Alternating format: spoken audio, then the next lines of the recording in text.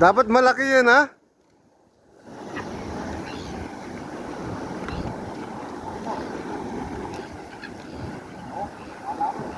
Yan ang inabot na kami ng pagdilim. Ay, hindi pa pala madilim itong fishing natin. 8 PM pa lang ng gabi dito. Pero may araw pa. Yan, no, 8 PM dito sa New Zealand.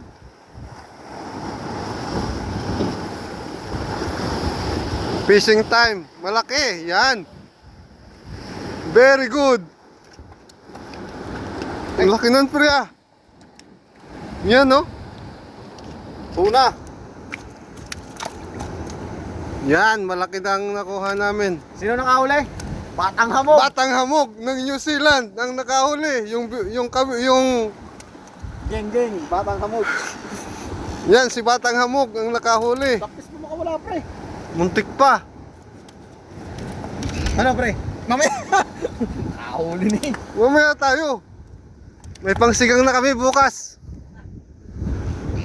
Yan, oh. Anong isda to, pre? Ayan.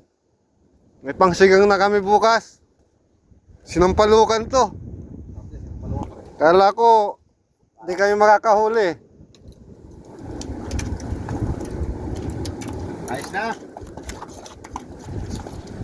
Hindi na tayo makukwentuhan, Batang Hamog. Wala na, hindi na to kwento, totoo na to.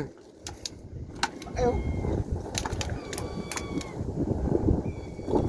Yan. Isa pang ganyan, Batang Hamog. Maganda lang uwi natin sa Mangganan. Batang Hamog. Ha? Sa Mangganan. Isa pang ganito. Maganda lang uwi natin. Maganda na uwi natin, no? Mga 5 kilo. 5 kiloin na to. Yan.